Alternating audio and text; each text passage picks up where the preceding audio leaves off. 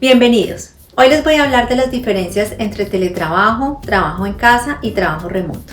El teletrabajo es una forma de organización que consiste en la prestación del servicio mediante el uso de las tecnologías de la información sin necesitar la presencia física del trabajador en un sitio específico de trabajo.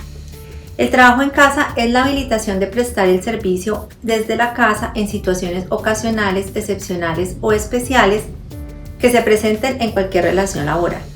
Y en el trabajo remoto es una forma de ejecución del contrato de trabajo en el cual, desde el inicio hasta su finalización, se realiza mediante las tecnologías de la información o cualquier otro medio que permita realizar el trabajo en forma remota. En el trabajo en casa debe hacerse por un contrato escrito, debe existir acuerdo entre las partes para realizar este trabajo de forma teletrabajo y se debe estipular el tiempo en que va a durar este contrato de trabajo, el tiempo de duración del contrato. El trabajo en casa es aquel que se presenta, como lo dijimos anteriormente, en una situación ocasional, excepcional o especial y es temporal. La norma dice que se puede dar por 3 meses, prorrogables por otros 3 meses más o durante el tiempo en que dure esta situación excepcional y se dio durante la pandemia. Pero el decreto reglamentario ahora lo dejó permanente y establece que puede ser en cualquier circunstancia excepcional o especial. Un ejemplo podemos decir es en aquellos casos en los que hay protestas y de pronto el trabajador no puede llegar al sitio de trabajo y el empleador quiera que su trabajador continúe prestando el servicio y decida que lo realice desde casa. Esa puede ser una situación excepcional. En el trabajo remoto también debe haber un contrato por escrito y debe existir un acuerdo de voluntades y aquí también, igual que en el teletrabajo, se debe establecer la duración del contrato. ¿Cuáles son las formas o modalidades dentro de cada una de estas formas de contratación laboral? En el teletrabajo se puede hacer de forma autónoma, que son aquellos trabajadores que prestan el servicio y escogen el lugar donde van a desarrollar la actividad, que puede ser la casa o la oficina. El móvil es que no tienen un lugar fijo de trabajo y se realiza mediante el uso de las tecnologías de la información. Y el suplementario es que se laboran 2 o 3 días a la semana en el sitio de trabajo y el resto del tiempo lo hacen de manera remota en otro lugar escogido. En el caso del trabajo en casa, como su nombre lo dice, pues el trabajo es en casa y no modifica ninguna de las condiciones establecidas en el contrato de trabajo, ni la forma de remuneración, ni el trabajo que se va a realizar. Y aquí no necesariamente se necesitan las tecnologías de la información y las comunicaciones. Hay otra forma de realizarle el trabajo, por ejemplo, llevarlo para la casa y después volverlo a llevar a la oficina. Hay muchas formas de realizar el trabajo que no necesariamente y se dieron por circunstancias ocasionales.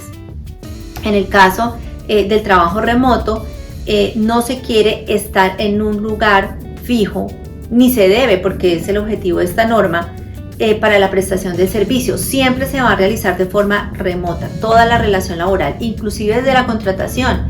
La firma del contrato se hace de forma digital o se hace de forma electrónica. ¿Cuáles son los requerimientos del contrato de trabajo? En el teletrabajo debe realizarse por escrito, establecer las condiciones de prestación del servicio, los medios tecnológicos, los ambientes requeridos, la forma en que se va a ejecutar la actividad, las condiciones de tiempo y espacio, si es posible los días en que se va a trabajar. Ya vamos a hablar de la jornada laboral. En el trabajo en casa, como dijimos, no se modifican las condiciones del contrato laboral. Se le debe informar por escrito al trabajador la descripción de la situación ocasional por la cual va a trabajar en casa, el término de habilitación del trabajo en casa, los medios de comunicación que se utilizarán con el trabajador, cuáles son los canales de denuncia por la queja de violaciones a la desconexión laboral, la dirección en que se va a realizar la labor, equipos de suministro que da el empleador y las medidas de seguridad informática. En el trabajo remoto, el contrato también debe establecer las condiciones de servicio, medios tecnológicos y formas de que se va a ejecutar el contrato, determinar las funciones, los procedimientos de entrega, los horarios de trabajo y el consentimiento y aceptación, como lo dijimos anteriormente, se va a realizar mediante la firma electrónica y se debe cumplir con todos los requerimientos de la Ley 527 del 99, que es el que reglamenta todo lo relacionado con la firma digital y electrónica. nunca se va a requerir la presencia del trabajador. El decreto nos establece unas excepciones, por ejemplo, para la vigilancia de la salud del trabajador, porque se requiera hacerle algunos exámenes, entonces se va a requerir su presencia, o para realizar procesos internos de la empresa, disciplinarios, también se le puede citar. En esta norma que regula el trabajo remoto se incluyó que se deben cumplir los 3 elementos de la relación laboral, que están consagrados en el artículo 23 del Código Sustantivo del Trabajo: prestación personal del servicio, remuneración y la más importante, que es la que determina que es un contrato de trabajo, la subordinación. Imagino que esta norma la quisieron incluir porque hay otras formas de contratación civil, de prestación del servicio, en donde se hace de forma remota, y solamente en aquellos casos en donde hay subordinación, es decir, esa facultad que tiene el empleador de ejercer de dar órdenes y de decir cuáles son las funciones de forma permanente y que el trabajador debe cumplirlas, es lo que determina realmente que existe una relación laboral. En cuanto a la jornada laboral, tenemos que tener mucho cuidado, porque es que no quiere decir en ningún momento que entonces el teletrabajador tenga que trabajar más de 8 horas diarias, más de 48 horas a la semana, que no le tiene que pagar horas extras. No, eso no fue lo que dijo la normatividad. Y en principio la normatividad que reguló el teletrabajo lo señaló, que no se cumplirá la jornada laboral que se cumple para los trabajadores físicos, pero la Corte Constitucional estableció en la sentencia C-103 de 2015, al hacerle el análisis de constitucionalidad de la norma, y que señaló que si era constitucional, indicó que esa no era la interpretación que debía darse a la normatividad.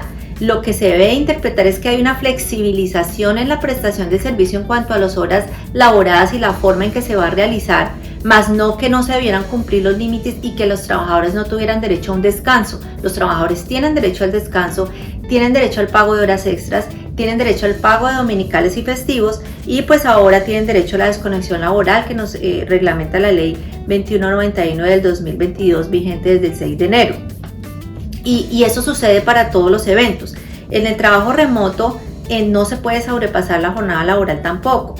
Lo que pasa es que lo que se pretende del trabajo remoto es que no se realice nunca en un sitio de trabajo físico, no obedece tanto a horarios definidos de trabajo, sino a cumplir objetivos, a cumplir metas, o que la jornada laboral, que lo dice el decreto específicamente, será distribuido en la semana y no implicará un cumplimiento estricto de horario al día.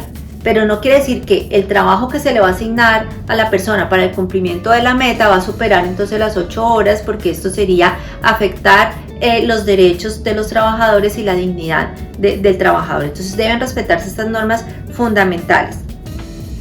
¿Cuáles son algunas obligaciones del empleador? En el caso del teletrabajo, se obligó en la norma a que se modificara el reglamento interno de trabajo. No se hizo así con el trabajo en casa ni con el trabajo remoto. Fue solamente con el teletrabajo que se estableció la modificación del reglamento interno de trabajo. Pero debe incluir la modalidad de teletrabajo en el Sistema General de Riesgos Laborales, Sistema General de Seguridad y Salud en el Trabajo. Se debe reportar al Ministerio del Trabajo, se debe reportar a la aseguradora de riesgos laborales, se deben verificar las condiciones físicas, tecnológicas y ergonómicas en las que el trabajador va a prestar el servicio, se debe proveer los equipos, la conexión, se debe pagar el internet y la energía del trabajador, y en este caso no hay pago al auxilio de transporte, porque pues el trabajador no necesita desplazarse, solamente los eventos en que el trabajador requiera desplazarse. En el trabajo en casa, pues acuérdense que no hay modificaciones a las condiciones laborales, pero el empleador deberá reportar esta modificación ocasional a la ARL, indicando el lugar donde se va a prestar el servicio. Se debe establecer cuáles son los equipos y herramientas que va a utilizar el trabajador, que en este caso sí pueden ser que el trabajador la suministre, pues aquí sí debe haber un acuerdo de voluntades entre el trabajador y el empleador. Y ahora el decreto reglamentario establece una alternancia, es decir, que puede ser que el trabajo en casa se realice en la casa ocasionalmente y a veces en el sitio de trabajo. Y se le debe informar por escrito al teletrabajador cuando se termina la realización del trabajo en casa. El decreto reglamentario también dice que el trabajador puede hacer la solicitud al empleador para trabajar en casa, pero eso no indica que el empleador esté en la obligación de aceptarlo, pero digamos que le están dando la posibilidad al trabajador de que lo sugiera. En el caso del trabajo remoto, el empleador también debe aprobar el lugar de la prestación del servicio previo visto bueno de la aseguradora de riesgos laborales. deben proporcionar todas las herramientas tecnológicas, instrumentos y equipos de conexión y programas a realizar y el mantenimiento, deben costear el valor de la energía y del internet y los desplazamientos igual que en el teletrabajo, no habrá auxilio de transporte igual que en el teletrabajo y deben incluir una metodología de identificación de riesgos y peligros. Hay algunas obligaciones de las aseguradoras de riesgos laborales y esas obligaciones, claro, están dadas porque se están presentando nuevos peligros, nuevos riesgos que hay que cubrir y pues en esa obligación de asesoría que tienen las aseguradoras de riesgos laborales fueron incluidas en los decretos reglamentarios. En el teletrabajo, por ejemplo, las aseguradoras de riesgos laborales tienen la obligación de promover adecuación de las normas relativas de higiene y seguridad en el trabajo, características propias del teletrabajo. Las ARLs deberán elaborar una guía para la prevención y actuación en situaciones de riesgo que llegaren a presentar los teletrabajadores y debe suministrársela al empleador y al teletrabajador y debe acompañar a la verificación de las condiciones físicas, tecnológicas y ergonómicas. En el trabajo en casa, pues las ARLs vienen teniendo las obligaciones que normalmente tienen, pero cuando el empleador notifique que hay un trabajador en casa, debe incluir a esos empleadores una metodología para poder identificar los peligros y los riesgos, porque es que no es lo mismo identificar el peligro y el riesgo en un sitio de trabajo donde uno está vigilando permanentemente que en el sitio de trabajo en una casa que es totalmente diferente, como es la luz, como es el espacio, cómo puede estar sentado el trabajador. Esto ya tiene otros riesgos que son más difíciles controlar y por lo tanto se debe incluir dentro de la evaluación, valoración y control de estos peligros y riesgos. Deben incluir actividades de promoción y prevención, recomendaciones al trabajador, establecer guías, entre otros. En el trabajo remoto se estableció específicamente que deberán elaborar un programa de prevención, control y actuación de riesgos laborales y de rehabilitación integral de trabajadores que llegasen a presentar y debe ser suministrado tanto al empleador como al trabajador, a que lo hicieron obligatorio igual que en el teletrabajo. Elaborar el formulario de afiliación, claro está, porque este trabajo remoto es muy nuevo, verificar las condiciones de trabajo y promover el cumplimiento de normas del sistema de gestión, entre otras. ¿Qué podemos decir a manera de conclusión? En las tres formas de prestación de servicio, teletrabajo, trabajo en casa y trabajo remoto, se deben respetar todas las garantías laborales de los trabajadores que están establecidas en forma general en el artículo 25 y 53 de la Constitución Política. El salario mínimo vital y móvil, el respeto a la dignidad del trabajador, el respeto a la jornada de trabajo, al descanso, al derecho a la igualdad, a la no discriminación de ninguno de los trabajadores, y esto aplica para las tres modalidades. Por ejemplo, en el caso del trabajo remoto la norma lo dice, en los demás no lo dice, pero que no lo diga no significa que no hay que cumplir esta normatividad. Todos deben afiliarse al sistema de seguridad social integral a sus trabajadores, todos deben cumplir con las normas de seguridad y salud en el trabajo, todos deben hacer, tanto los trabajadores como los empleadores, un uso adecuado de las herramientas de trabajo y de seguridad de la información y darle a sus trabajadores, proveer a sus trabajadores cuáles son los procedimientos y cómo es la forma de protección de los datos de ellos y de los datos que ellos están utilizando. Los trabajadores también tienen la obligación de cuidar y prevenir los accidentes de trabajo y todas las obligaciones frente al sistema de seguridad y salud en el trabajo. Aquí hay un punto bien importante que es el ámbito de aplicación. Estas normas se aplican para quiénes. Entonces, en el caso del teletrabajo, la ley indicó que las empresas con actividades asentadas en Colombia deben vincular personas domiciliadas en el territorio nacional, o sea que es en Colombia. Y lo mismo lo hizo para el trabajo remoto, aplicable a todas las empresas que contraten trabajadores en Colombia.